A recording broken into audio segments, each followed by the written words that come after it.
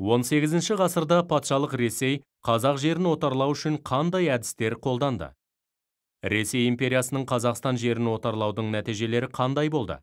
Сұрақтарға жауап берейік. 18 ғасырда патшалық Ресей қазақ жерін отарлау үшін қандай әдістер қолданды? Есіңде болса, Ресей Қазақстанды Азияға шығудың кілті мен қақпасы деп санаған болатын. Енді патшалық Ресей Азияға шығу мақсатын жүзеге асыру үшін батыл қадамдарға көшті. Бүгінгі сабақта патшалық Ресейдің қазақ жерін отарлауының себеп салдарына тоқталатын боламыз.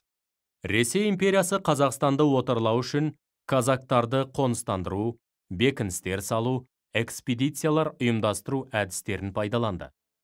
Қазақ даласы Ресейді шығыс мемлекеттермен жалғастыратын көпір іспетті болды. Сол себептен 18 ғасырдың басында патшалық Ресей қазақ даласына әскери бекіністерді салу арқылы әскери отаршылдық әрекеттерін бастады. Орыс патшасы 1 Петр шығыс елдерімен экономикалық және саяси байланыс орнату үшін алдымен Қазақстан мен Орта Азия елдерін Ресейге қосып алу керек деп есептеді. Осы мақсатта қазақ жеріне экспедициялар жіберді. 1715 жылдың шілдесінде Иван Бухгольц 2797 адамнан тұратын отрядпен жорыққа шықты. Бухгольцтің отряды 1715 жылы 1 қазанда Иван Ямышевск деп аталатын бекіністі салды. Ал 1716 жылы 20 мамырда Омбы бекінісінің негізін қалады.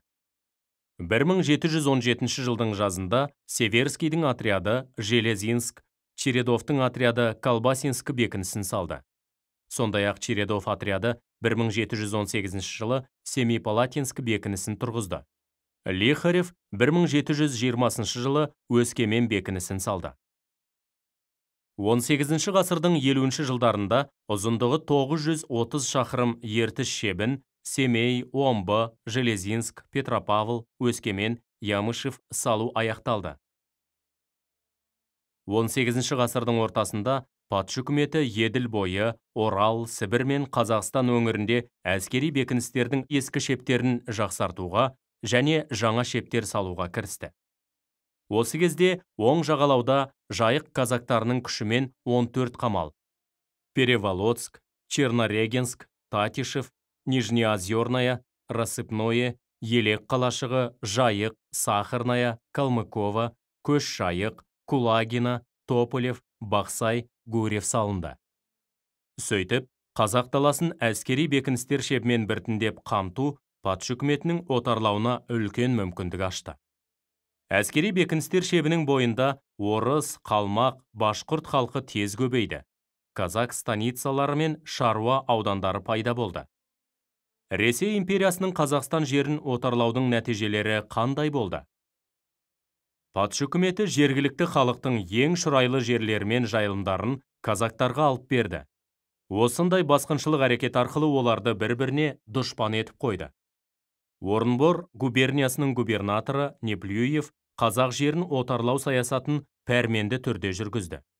1742 жылы 19 қазанда оның қазақтарға Жайық өзені маңында көшіп қонуға тыйым салу туралы жарлығы шықты. Онда мынадай ескертулер жазылған. Жарлықта көрсетілгендей, барлық қырғыз қайсақ хандарына, сұлтандарына, старшындар мен халқына жар салам. Бұдан бұлай осы жарлықты алғаннан кейін Қамал маңына және Жайық өзенінің арғы бетіне көшіп қонуға тыйым салынады. Егер ол бұзылатын болса, онда қатаң жаза қолданылады. 1 Петр айтқандай қырғыз қазақ ордасы бүкіл азиялық елге шығатын кілт пен қақпа ғана болып қоймады. Қазақ өлкесі орыс казак қоныстанушыларының мекеніне айналды. Ресей үкіметі салған бекіністер қазақ жерін отарлаудың басты ошағына айналды. Патша өкіметінің отарлық саясатының салдары өте ауыр болды. 1. Пайдалы қазбалар сыртқа әкетілді. 2. Қазақтар шұрайлы жерлерінен айырылды. 3. Жайылымды шұрайлы жерлер тарылды. 4. Қоныстанушылар жергілікті халыққа қысым көрсетті.